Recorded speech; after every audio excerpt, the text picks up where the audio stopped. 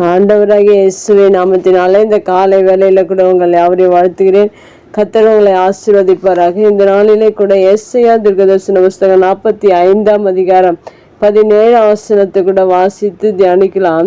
இஸ்ரவேலோ கர்த்தராலே நித்திய ரட்சிப்பினால் ரட்சிக்கப்படுவான். நீங்கள் என்றென்றைக்கும் உள்ள சதா காலங்களிலும் வெட்கப்படாமலும் கலங்காமலும் இருப்பீர்கள். மிக அருமையான வேதவசனம். இந்த வேத வசனத்தின் முதல் வார்த்தையில இஸ்ரவேலோ என்று சொல்லப்பட்டிருக்கிறது. இஸ்ரவேல் தேவனால் தெரிந்து கொள்ளப்பட்ட மனிதனாக யாக்கோப்புக்கு இஸ்ரவேல் என்று பெயர் தேவன் அழைத்தார். அந்த இஸ்ரவேலை தேவன் எவ்வாறாக ஆசீர்வதிக்கிறார் என்று இங்கே சொல்லப்பட்டிருக்கிறது. ரட்சிக்கப்படுகிற ஒவ்வொருவரும் நீங்களும் இஸ்ரவேலராக இருக்கிறீர்கள். இந்த இஸ்ரவேலருக்கு தேவன் கொடுக்கிற ஆசீர்வாதங்களை நாம் இந்த வசனத்தில் நாம் வாசித்தோம். அந்த வேத வசனங்களின் பிரகாரம் தேவன் நம்மையும் கூட இந்த வசனத்தில் இருக்கிற ஆசீர்வாதங்களை நமக்கு கொடுக்க வல்லவராக இருக்கிறார். இங்கு சொல்லப்பட்ட வார்த்தை இஸ்ரவேலுக்கோ என்று சொல்லப்பட்டிருக்கிற இஸ்ரவேல் கர்த்தருடைய பிள்ளைகள் ஒவ்வொருவருக்கும் தேவன் கொடுக்கிற ஆசீர்வாதம் முதலாவதாக இங்கே சொல்லப்பட்டிருக்கிறது. கர்த்தராலே நித்திய ரட்சிப்பினால் ரட்சிக்கப்படுவான் என்று சொல்லப்பட்டிருக்கிறது. நாம் ஒவ்வொருவரும் என்று ரட்சிக்கப்பட்டிருக்கிறோம் என்றால் அது யாரால் என்பதை நீங்கள் அறிந்து கொள்ள முடியவில்லை என்றால் இந்த வசனத்தின் அடிப்படையில் கர்த்தராலே நீங்கள் ரட்சிக்கப்பட்டிருக்கிறீர்கள் என்பதை நீங்கள் அறிந்து கொள்ள வேண்டும். அந்த ரட்சிக்கப்பட்ட ஒவ்வொரு பிள்ளைகளையும் தேவன் எவ்வாறாக நடத்துகிறார் என்றும் இந்த வேத வசனத்தில் சொல்லப்பட்டிருக்க நீங்கள் என்றென்றைக்கும் உள்ள சதா காலங்களிலும் என்று சொல்லப்பட்டிருக்கிறது.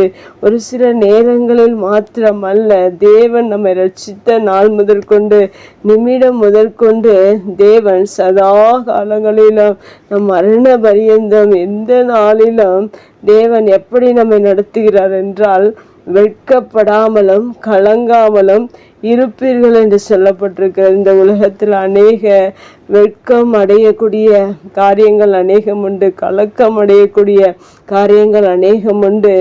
ஆனால் ரட்சிக்கப்பட்ட ஒவ்வொரு பிள்ளைகளையும் இஸ்ரவேலர்களையும் தேவன் என்றென்றைக்கும் சதா காலங்களிலும் என்றால் எந்த நாட்களிலும் எந்த காலத்திலும் பல நூற்றாண்டுகள் பல ஆயிரம் ஆண்டுகள் இருந்தாலும் எல்லா காலங்களிலும் சதா காலங்களிலும் நம்மை வெட்கப்படாமல் நடத்துகிற தேவனாக இருக்கிற உங்கள் வாழ்க்கையில எந்த நேரத்திலும் எந்த இடத்திலும் ரட்சிக்கப்பட்ட ஒவ்வொரு பிள்ளைகளின் தேவன் வெட்கப்படாமல் நடத்துகிறவராக இருக்கிறார். அது மாத்திரமல்ல, கலங்காமலும் தேவன் நடத்துகிறவராக இருக்கிறார். இன்றைக்கு அநேகருடைய வாழ்க்கையில கண்ணீர்கள், வேதனைகள், துன்பங்கள், வியாதிகள், பிசாசின் போராட்டங்கள் உண்டு.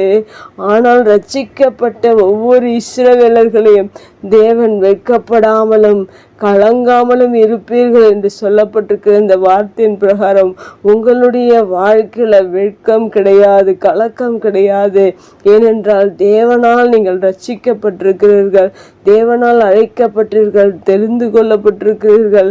இப்படி இந்த சிலாக்கியத்தை நமது தேவன் நமக்கு கொடுத்திருக்கிறார் என்றால் நாம் எவ்வளவு சிலாக்கியம் உள்ளவர்கள், எவ்வளவு மேன்மை உள்ளவர்கள், எவ்வளவு தேவனோடு கூட பிள்ளைகளாக, அவருடைய பிள்ளைகளாக, சொந்தங்களாக தேவன் நினைத்திருப்பார் என்றால் எப்படிப்பட்ட ஆசீர்வாதத்தை நம்முடைய வாழ்க்கையில கொடுத்திருக்கிறார் என்பதை நாம் அறிந்து கொள்ள வேண்டும்.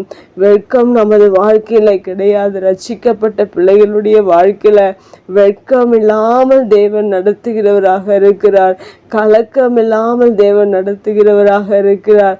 இந்த காரியத்தை நாம் சிந்திக்கும் போது, தியானிக்கும் போது நம்முடைய வாழ்க்கையில் இருக்கிற எல்லா கவலைகளையும் இந்த வேத வார்த்தைகள் அறியாமையில் இருப்பீர்கள் என்றால் இந்த வசனத்தை நீங்கள் உங்கள் வாழ்க்கையில உறுதிப்படுத்தி கொள்ளுங்கள். என் தேவனால் நான் ரட்சிக்கப்பட்டிருக்கிறேன், என்னுடைய வாழ்க்கையில கலக்கம் இல்லை, என்னுடைய வாழ்க்கையில வெட்கமில்லை என்று நீங்கள் விசுவாசிப்பீர்கள் என்றால் மெய்யாகவே இந்த வேத வசனத்தின் அடிப்படையில உங்கள் வாழ்க்கையில ஒரு வெட்கமும் ஒரு கலக்கமும் இல்லாதபடிக்கு தேவன் உங்களை நடத்துகிறவராக இருக்கிறார். ஒவ்வொருடைய வாழ்க்கையிலும் தேவன் அப்படிதான் நடத்தி கொண்டிருக்கிறார். என்னுடைய வாழ்க்கையில நடத்துகிறார், உங்களுடைய வாழ்க்கையில நடத்துகிறார், எல்லாருடைய வாழ்க்கையில நடத்துகிறார். அது மாத்திரமல்ல, சதா காலங்களிலும் என்று சொல்லப்பட்டிருக்கிறது, என்றென்றைக்கும் உள்ள சதாகாலம் என்று சொல்லப்பட்டிருக்கிறது. நம் எந்த நாட்களிலும் எந்த நேரத்திலும் காலத்திலும் கவலைப்படாதபடிக்கு தேவனுடைய ரட்சிப்பை நாம் அறிந்து கொண்டு அந்த ரட்சிப்பில் கிடைக்கிற இந்த ஆசீர்வாதத்தை நாம் அனுபவித்து இந்த பூமியில வாழ்வோம். இன்னும் கர்த்தரை அறிந்து கொள்வோம், இன்னும் கர்த்தருக்காக வாழ்வோம். கர்த்தர் நம்மை ஆசீர்வதிப்பார். கண்களை முடிச்சு ஜெபிக்கலாங்கள். அன்பு தகப்பனே, இந்த அருமையான வார்த்தைக்காக நன்றி. இந்த வார்த்தையின் பிரகாரம் இஸ்ரவேலை நீ ரட்சித்து அவர்கள் வெட்கப்படாமல் கலங்காமல் இருக்கும்படியாக நீர் வைத்திருக்கிற இந்த ஆசீர்வாதத்தை நீர் எங்களுடைய வாழ்க்கையில நீர் கொடுத்ததற்காய் நன்றி செலுத்துகிறோம். உடைய வார்த்தை கேட்கிற எல்லாருடைய வாழ்க்கையில் இருக்கிற எல்லா வெட்கத்தையும் கலக்கத்தையும் நீ நீக்கி போட்டதற்காய் நன்றி செலுத்துகிறோம். உடைய ரட்சிப்பு, மேலான ரட்சிப்புக்காய், பெரிதான ரட்சிப்புக்காய் நாங்கள் ஆண்டவரே நன்றி செலுத்துகிறோம். தொடர்ந்து நீர் எங்களை நடத்துங்க, ஆசீர்வதிங்க. இயேசுவின் நாமத்தில் ஜெபம் கேளும் நல்ல பிதாவே, ஆமேன்.